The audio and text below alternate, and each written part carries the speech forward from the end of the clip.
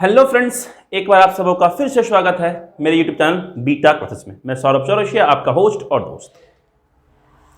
अभी तक मैंने कुछ टॉपिक्स रीजनिंग के बारे में बताए थे।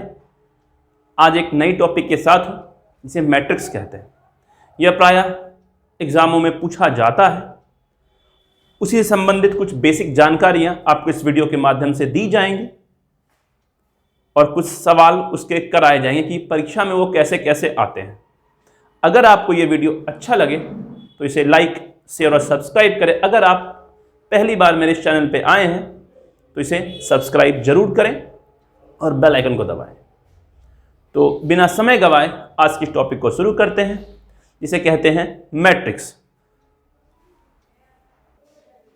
तो जैसा कि आप लोग देख पा रहे हैं, मैंने यहां पर दो आव्यूह जिसे मैट्रिक्स कहा जाता है वो लिख करके रखा है। अब पहले हम इस आव्यूह को समझते हैं अच्छी तरह से। यह जो आव्यूह है जिसे मैट्रिक्स कहते हैं, इसमें आपको ज्यादातर जब भी सवाल इस परीक्षा में पूछा जाता है उसमें रो और कॉलम का प्रयोग होता है। रो और कॉलम कहने का मतलब है, एक स्तंभ रेखा होती है, एक पंक्ति होती है। तो पंक्ति इस तरफ से जाती है, ये पंक्ति कहलाती है ये, और इसे स्तंभ कहते हैं। तो इसे दो भागों में बांटा जाता है, एक को रो कहते हैं, एक को कॉलम कहते हैं। ये रो और कॉलम।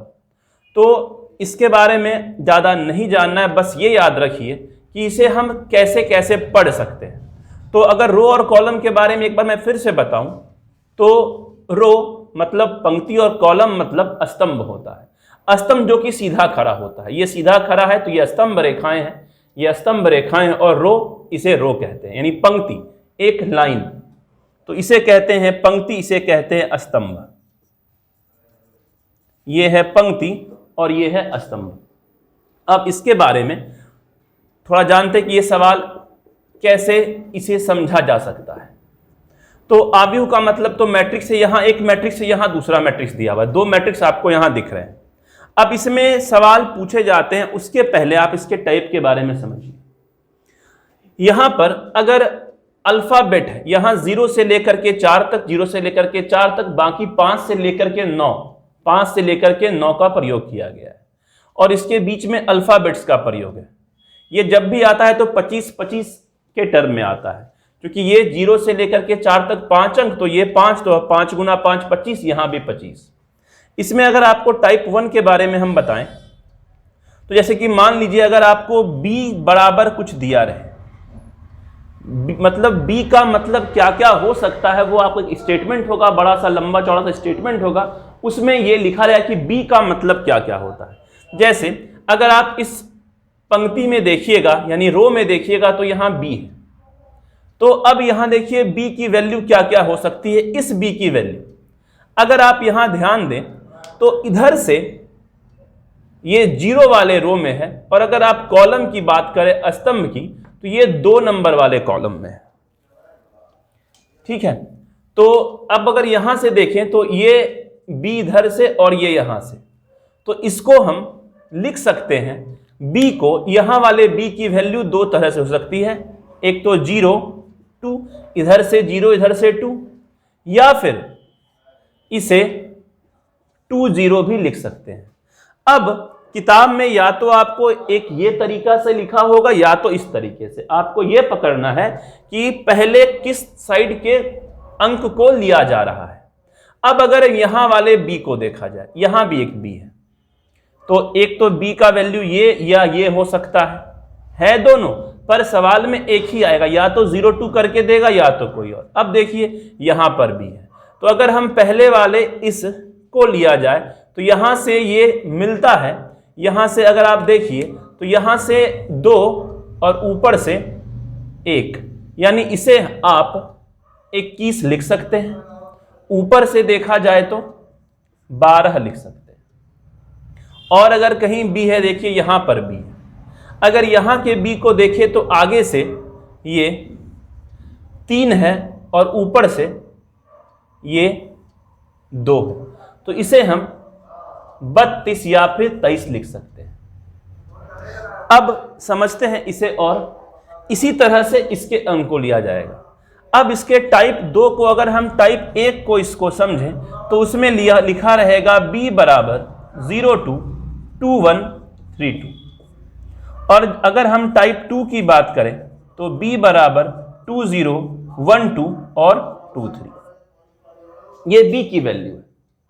एक बार फिर से समझते हैं, अगर 02 लिया है तो हम पहले देखेंगे कि 02, तो इधर से 0 और इधर से 2b मिलता है, तो यानी ये आगे वाले हिस्से को पहले ले रहा है, ऊपर वाले को बाद में ले रहा है। ठीक है, तो यानी पहले जो इस्तेमाल कर रहा है रो का, फिर कॉलम का। अब देखते हैं 02 के बगल में क्या लिखा है, 21। तो देखिए 2, यहां से 2, चूंकि आगे 0 यूज किया गया था, किससे, ये अगर इस तरह से बात करें तो ये रो का इस्तेमाल किया गया था, और 1 इधर से 1, यानी यहां से 2 और यहां से 1 में कौन दिख रहा है आपको, b दिख रहा है इन दोनों के मिलने से। तो 21 हो गया b के लिए। फिर 32, फिर देखिए आगे 3 है, पीछे 2 है, तो आगे वाला हम इसको ले रहे हैं, तो आगे से 3 और इधर से 2, तो 32 हो गया। तो ये हो गया टाइप 1। अगर टाइप 2 की बात करें तो ठीक पहले वाले इसको लिया जाएगा, तो b का मान मैंने बताया था 20 भी हो सकता है। अगर सवाल ऊपर वाले से लेगा, यानी कि पहले 2 का इस्तेमाल करेगा फिर 0 का, तो 20।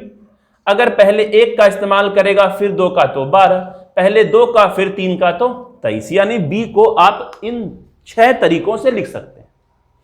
अब इसी तरह से इसमें भी कोई एक अंक का प्रयोग करके उसके बारे में लिखा जाएगा। अगर अभी हम टाइप 1 के बारे में ही चर्चा करें, यानी आपको सवाल इतना देने के बाद लिखा रहेगा b बराबर ये, तो सवाल को शुरू समझते हैं, बिल्कुल बेसिक। अगर b बराबर ये, तो आपसे पूछे f बराबर क्या हो सकता है, तो f बराबर क्या, तो उसमें ढेर सारे ऑप्शंस रहेंगे आपके पास। अब देखिए यहां तो कहीं f नहीं दिख रहा है, वरना जवाब यहां से निकल जाता है, क्योंकि आव्यूह 2 दे रखा है। तो यहां देखिए f, यहां पर f है, और कहां, यहां f है, यहां f है, और कहीं f, तो यहां पे भी f है। अब और कहीं भी f नहीं है, तो यानी f का 3 मान होगा टाइप A के हिसाब से, यानी पहले इस वाले को लेना है फिर इस वाले को। तो इधर से अगर आप लेते हैं, इधर से पहले 5 और उधर से 6, तो f की वैल्यू हो जाएगी 56। फिर देखिए इसका, इधर से 6 ऊपर से 7, तो 67। अब इस f को देखिए, इधर से 7 इधर से 9, तो 79। ये f की वैल्यू हो गई। इसी से आप हर किसी का वैल्यू निकाल सकते हैं। अब अगर इसी में से आपको कुछ सवाल पूछेगा, कह देगा कि b बराबर ये होता है और f बराबर ये दिया हुआ है, तो आपको किसी एक शब्द का इस्तेमाल करके दिया जाएगा। किसी एक शब्द, जैसे कि मान लीजिए कोई एक ऐसा शब्द बनाया जाए, तो उसका मान आपको निकालना है। उसमें आपको 4 ऑप्शन दिए रहेंगे, आपको ऑप्शन की हेल्प से उसे हल करना होता है। जैसे एक शब्द अगर हम बनाएं, STOP, स्टॉप। अब स्टॉप, तो S तो यहां भी, S यहां भी, ये 2 जगह S है, और अगर S देखे तो नहीं है। फिर देखिए O यहां है, T यहां है, यानी STO की वैल्यू यहां से निकलेगी, S की वैल्यू, ठीक है, O की वैल्यू यहां से निकलेगी, T की वैल्यू यहां से निकलेगी, और P की वैल्यू यहां से। तो अब इसमें आपको 4 ऑप्शन दिए रखेंगे। उन 4 ऑप्शन में आपको यह देखना है कि कौन सा हो सकता है और कौन सा नहीं। तो आगे हम इसके ऑप्शन को बनाते हैं और इसे अच्छी तरह से समझते हैं। चलिए, यहां मैंने ऑप्शन को लिख दिया है, अब इसे बनाया जाए। यहां पर STOP, अब S का जो वैल्यू है वो इस लाइन में, यानी 76 75 75 67, T 10 01 34 43, O 69 86 86 68, P के लिए 58 77 99 99। ये इतने सारे आपको ऑप्शन मिले हैं। इसमें से कोई एक जवाब सही हो सकता है, या फिर अगर कोई नहीं होगा तो इसका आंसर नन ऑफ देम भी हो सकता है। तो चलिए इसे बनाते हैं। अब इसे बनाने का सबसे छोटा नियम क्या है कि आपको अब S नहीं ढूंढना है कि हम S को ढूंढ रहे हैं, आपको देखना है 70 की एस को ढूंढने में वक्त लगा, लेकिन आप जान रहे हैं कि 0 से 4 तक यहां इस्तेमाल है और 5 से 9 तक यहां, तो 76 तो इस वाले मैट्रिक्स 2 में आएगा। जो मैट्रिक्स 2 है उसमें 76 का प्रयोग होगा। तो जैसा कि हम यहां बना चुके हैं कि टाइप 1 के अनुसार 0 2 पहले इस लाइन को, फिर इस लाइन को, इस लाइन को, इस लाइन को लिया गया है, तो वैसे पहले इधर 7 ढूंढिए, यहां पर 7 है, हमसे क्या पूछा जा रहा है, एस, ठीक है। तो क्या है 76, तो इधर से 7, उसके बाद ऊपर से 6, देखिए 7 और 6 जहां मिला वहां तो एस है, यानी ये सही है। एक बार में इस सब को चेक कीजिए, अगर कोई कटता है तो उसे काट दिए, यहां तक ये सही है। 75 इधर से 7 ऊपर से 5 एस है, यानी ये सही है। 75 दोनों में सही है। अब देखिए 67 एस का मतलब, तो 6 और 7 यहां क्या है, एफ है, तो ये तो गलत है, यानी ये ऑप्शन तो होने से रहा, इसे हम आगे अब चेक ही नहीं करेंगे। अब ये तीनों हो चुका है, अब हमें जाना है 10 0 1 34। जैसा कि पता है कि यहां 5 से लेकर 9 तक है, पर यहां 0 से लेकर के 4 तक है, तो 0 1 और 0, 1 आगे से और 0 यहां, टी है तो बिल्कुल टी के लिए है। 0 1, तो 0 1 पहले 0 और 1 यहां क्या है, ई है, 0 1 में ई है, जबकि यहां पर 0 1 लिख करके इन्होंने रखा है, वहां पर ई का इस्तेमाल किया गया है, तो वो तो होगा नहीं, 0 1 ई है, तो ये भी ऑप्शन गलत हो गया। अब देखिए 34, 3 और 4, 3 और 4, यहां से 3 और यहां से 4, टी का इस्तेमाल है, यानी अब या तो ये जवाब है या तो ये जवाब है।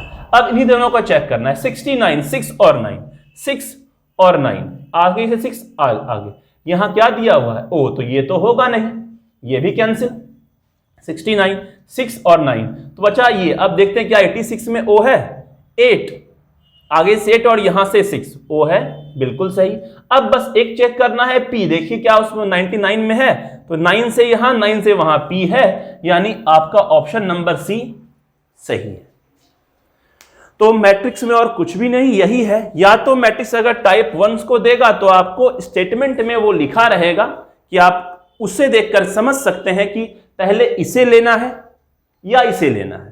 यहां से आप देखकर इसे समझ जाइएगा कि पहले किसे लेना है, उसके हिसाब से आप इसको बना सकते हैं। अगर पहले इसका इस्तेमाल होगा फिर इसका, तो वहां पर एक एग्जाम्पल के रूप में जैसे मैंने यहां लिखा है b बराबर ये, f बराबर ये, तो आप उसी के अकॉर्डिंग उसका जवाब निकालेंगे। पर अगर b बराबर 2 0 1 2 2 3 रहेगा तो आप उसके अकॉर्डिंग उसका जवाब दीजिएगा। तो मैट्रिक्स में बस इतना ही है और इसमें कोई भी अलग नियम नहीं आता है।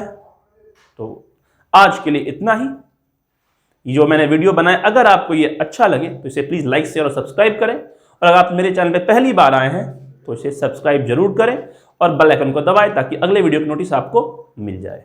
इसके पहले मैंने कई सारी वीडियो बनाई है, इसे आप लोगों का बहुत प्यार मिला, आगे भी मिलने की उम्मीद है। तो आज के लिए इतना ही, विशेष अब अगले वीडियो में। तब तक के लिए जय हिंद, जय भारत।